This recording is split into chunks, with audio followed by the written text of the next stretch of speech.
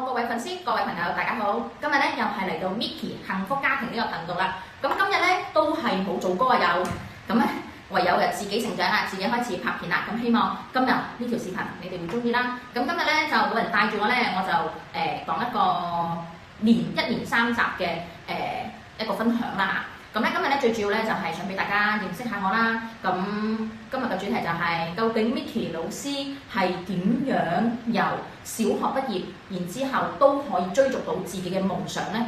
咁其實過往嘅我咧，即係我都有我自己嘅過往嘅故事啦。咁我係一個小學未畢業嘅人啦，個女仔啦。咁啊好早小學嘅時候，因為屋企嘅關係啦，咁其實唔係因為冇錢，而係我覺得係即係翻學咧，俾人哋學校覺得我係最差嘅，咁屋企亦都係覺得我係最差嘅。咁由細到大咧，可能以前識我嘅人都知道啦。咁我自己原生家庭幫我起嘅名咧，叫做陳嘉希嘅。咁但係咧，而家咧大家都見到咧，我個名叫做陳希晴喎。咁嘅原因係起源喺邊度咧？就係因為我由細到大咧，都俾屋企覺得我係冇用噶啦。跟住由細到大咧，都係聽有人嗌我嘅稱呼都係廢柴同廢柴、廢物同廢物。咁所以我係好唔中意原生家庭俾我嘅名字。咁點解咧？因為我覺得你幫我起咗呢個名，你又冇嗌我嗰個名喎。咁成日叫我廢柴廢物咁樣，冇用嘅你。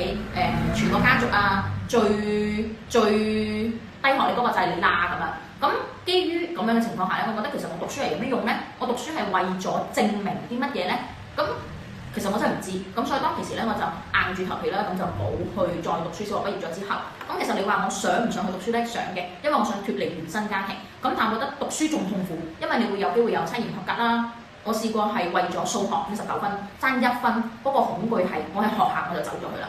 咁但係以前咧，社工亦都冇咁鮮明，即係關於了解家暴啊，小朋友喺屋企發生咩事啊，係唔會了解呢啲嘢。佢只會覺得你喺學校離家出走，證明係你嘅問題，即係你係一個我已經被標榜為係一個唔好嘅學生。咁所以我就自己都放棄我自己啦。咁結果就喺即係我嘅人生經歷當中咧，我嘅屋企人就覺得即係佢哋講咧，就當然係有佢哋嘅道理啦。佢就覺得你咁早唔讀書，跟你出去咧會學壞啊點樣？咁喺呢個成長嘅過程當中咧，佢哋認為係保護我嘅，就將我喺11歲到16歲呢段期間咧，就韞咗挨近11、12歲咁樣啦，韞咗喺騎樓。只要我屋企人出街唔帶我出去嘅情況下，咁我就會喺騎樓嗰度生活啦。咁就一張凳仔，係啦。咁我都唔知自己點樣捱過嚟嘅呢幾年，即係嗰幾年。咁就好似放狗仔咁樣咯。佢哋翻嚟嘅時候，我入嚟去廁所啊、食飯啊咁樣咯。咁其實去到16歲嘅時候咧，其實就已經開始頂唔順啦。咁我就離家出走啦，夜晚有一日我就走咗，咁我就去揾麥當勞嘅工作。咁揾完麥當勞之後，咁喺19歲3年後嘅19歲嘅嗰年咧，咁亦都再經歷一次真係成塊面都腫晒啊咁樣。咁喺呢一個嘅家暴嘅情況下咧，我就鼓起咗勇氣。其實我都唔知邊度嚟嘅勇氣，冇錢，冇地方住，跟住冇身份證，跟住就係有勇氣嘅原因係因為我有咗份工作。咁我就夜晚我就趁屋企人去咗廁所嘅時候，我就真係偷偷地好驚咁樣偷偷地就走咗啦。我就發誓我一定唔會再翻屋企啦。點解咧？因為我要改變我自己嘅人生。其實喺嗰個階段係已經頂唔順啦。如果我再停留嘅話，可能有機會我都已經開始要放棄我自己啦。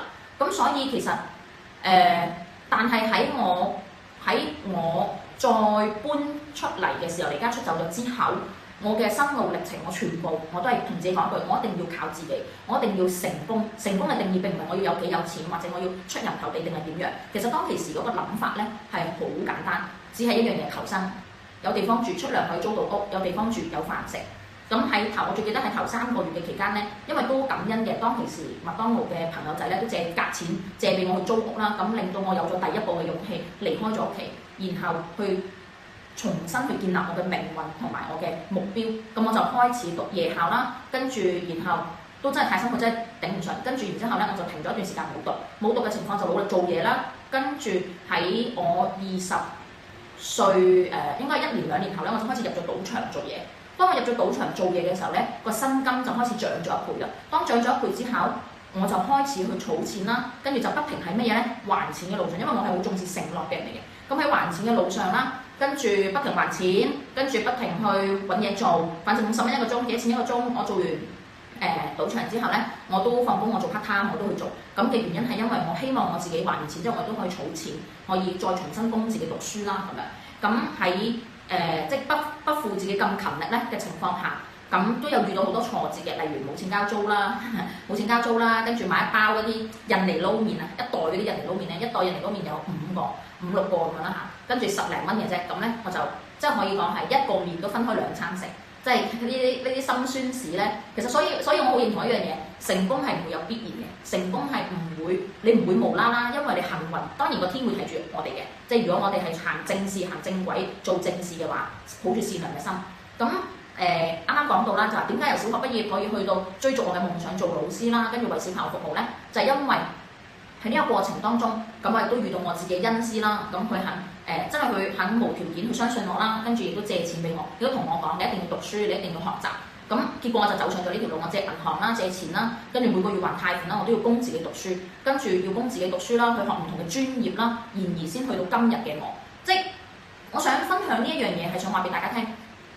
我相信鏡頭前面嘅粉絲們，可能你哋無論喺香港或者喺其他嘅國家，都好啦。每個人都有自己嘅心路歷程，但係我想講一樣嘢就係，每一樣嘢都會有回報，只要你付出夠多嘅情況下，只要你相信，不問幾時到，自然佢就會到㗎啦。因為的確喺還錢嘅路上咧，的確係好辛苦㗎。咁所以我嘅屋企人係唔理解嘅，後面即係慢慢同屋企人想修補關係嘅情況下，咁有傾偈嘅情況下咧，其實屋企人都會覺得啊，點解你成日都話冇錢啊？但係其實佢哋係忘記咗一樣嘢，我係零蚊，乜都冇攞。我工作由16歲到19歲出嚟做嘢，我1蚊都冇攞過，而即係1蚊啊都冇攞走嘅情況下，而離開咗屋企，我所有嘅嘢都係由負債開始。但係我感恩嘅地方係我救咗我自己咯，因為其實喺我細個嘅時候咧。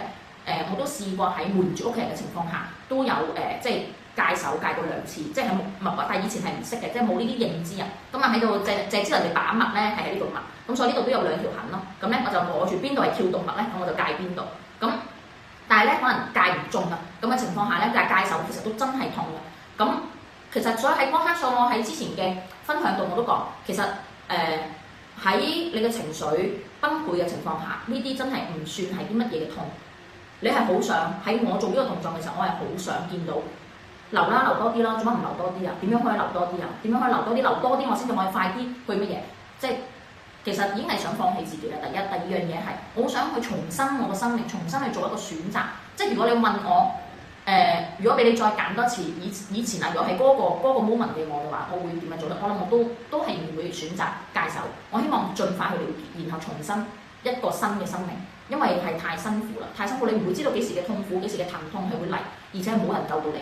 咁所以我想講今日個重點嗰條視頻，呢條視頻係講分享點解 Micky 即係我啦本人可以由小學畢業走到去實現自己嘅夢想，去幫助唔同嘅家庭，幫助特殊嘅小朋友、融合生同埋青少年走翻上佢哋最基本嘅正軌嘅原因係因為第一我嘅過往嘅經歷啦，第二經歷話俾我聽，小朋友只要你唔放棄佢，佢都會有轉變嘅一日。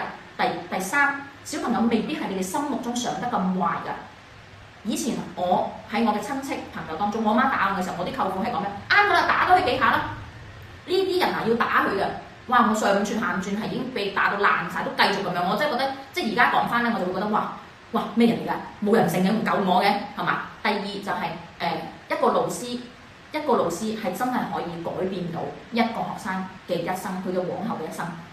第三樣嘢，無論你個屋企係點樣都好，唔緊要㗎，真係辛苦啲、艱難啲，俾啲信心俾自己。只要你願意，只要你如果而家鏡頭前面嘅你有曾經經歷過，或者你而家正在經歷緊嘅，只要你願意去克服佢，即使未克服都好，你先為自己企出嚟先，為自己嘅人生同埋自己嘅命運重新去選擇。只要你做到嘅話，我相信你都會好似我一樣，可以改變自己嘅命運。同時間唔好認輸，千祈唔好認輸，一定要話俾自己聽，我先係決定我自己個命運。上天由出世到我有即係思想有感受嘅時候，俾我嘅家庭就係、對於我嚟講，我就係覺得係痛苦嘅。我嘅命運就係每日都係擔驚受怕。我父母嗌交可能都關我事，我就會被成為出氣筒啦。咁我可能我被拳打腳踢啊、頭破血流嘅情況下，我係冇得揀。跟住學校幫唔到我，學校只會屋企人唔會話俾佢聽，喂係啊，我唔開心，我揼佢啊，唔會噶嘛，肯定講你曳啊嘛。咁我喺學校喺出邊嘅心目中，俾人嘅感覺就係、你係一個好曳嘅小朋友，成日俾阿媽打，真係咁樣噶，豬頭炳咁樣都冇人救到你噶。咁唯一一個咩啊？等大個，等等大個一定要話俾自己聽，我等我就係等咩？我等兩個機會，16歲出去做嘢，19歲嘅時候我有咗嘢做之後我就離家出走，呢兩個係重點，我嘅人生嘅轉折點就係呢兩個。同時間我亦都好多謝我自己啦，我真係喺咁樣嘅情況下，上天俾咗一個好樂觀嘅心態俾我，令到我可以去重獲自由，救咗自己之餘，我仍然去前行，我冇去因為呢個經歷去放棄我自己，然後管撇啦，唔讀書啦，求其有份工作就算啦咁樣，咁我係冇咁樣做，所以到我去不停去借錢去讀書、讀大學、讀碩士，我都係為咗今日我可以做更加多，為更加多小朋友去服務，所以希望大家都可以繼續關注我第2同埋第3條嘅視頻，最緊要希望大家可以幫我去訂閱、按訂閱，然之後每一條片都可以留言點讚，睇下你哋仲想我去分享啲其他嘅內容，我都可以去再去分享嘅。我見到留言啊，或者係你哋留言俾小助手，我都會去分享嘅。咁今日咧就到呢一度啦，咁希望大家點讚、收藏，跟住然之後按訂閱、留言俾我，我好中意睇到大家嘅留言，我就會好有動力去再拍片嘅。今日呢一條片第1條就去到呢度啦，拜拜。